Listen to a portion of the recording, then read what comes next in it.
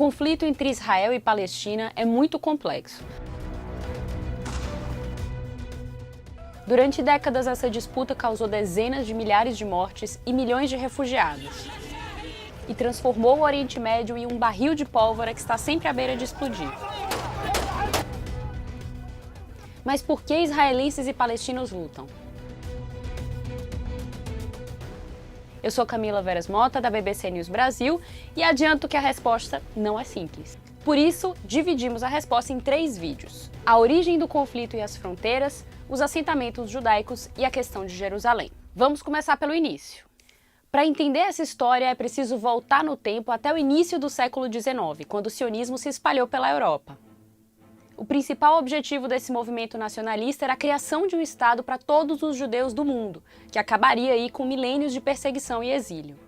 O movimento apareceu em parte como uma resposta ao antissemitismo que estava crescendo pela Europa naquela época. Um antissemitismo que teve sua expressão máxima e brutal com o Holocausto durante a Segunda Guerra Mundial. Foi quando cerca de 6 milhões de judeus foram exterminados pelo Estado nazista. E onde eles queriam criar esse Estado judeu? Havia diferentes opções: Uganda, Argentina ou mesmo a região da Sibéria chamada Birobidjan, na fronteira entre a Rússia e a China.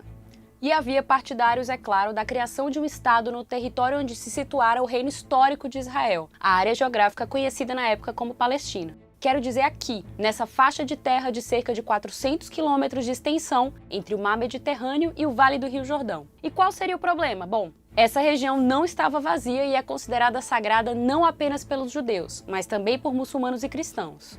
Além disso, quando a criação desse Estado judeu começou a ser considerada, essa área pertencia ao Império Otomano. E apesar de existir uma pequena comunidade judaica lá, a população era predominantemente árabe. Então aconteceu algo que mudou tudo: a Primeira Guerra Mundial.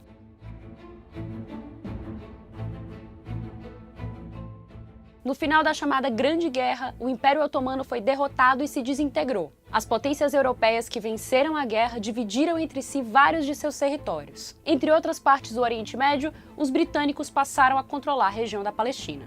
Isso é importante porque naquela época o governo britânico deu um passo fundamental em apoio à causa sionista, a Declaração de Balfour.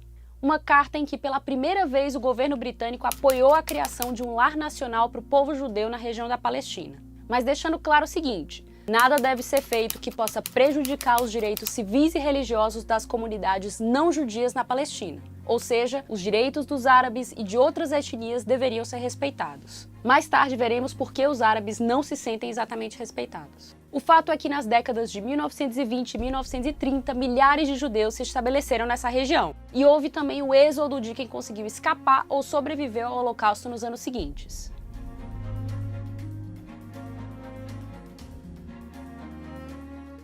Logo após o fim da Segunda Guerra Mundial, os judeus que viviam na Palestina somavam cerca de 600 mil. Esse número representava cerca da metade da população árabe naquele momento. E logo as tensões entre as duas comunidades aumentaram. Para resolver a situação e buscar uma possível convivência, em 1947 a ONU propôs um plano.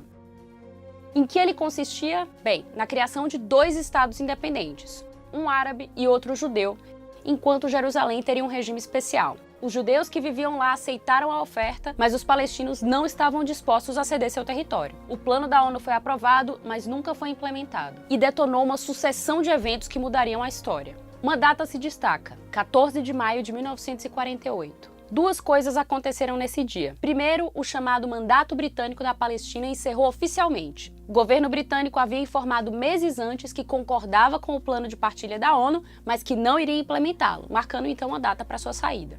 Segundo, foi também o dia em que o líder judeu David Ben-Gurion proclamou o estabelecimento do Estado de Israel.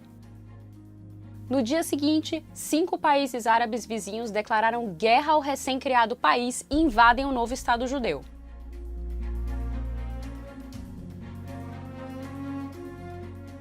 Estamos diante do primeiro conflito entre árabes e israelenses.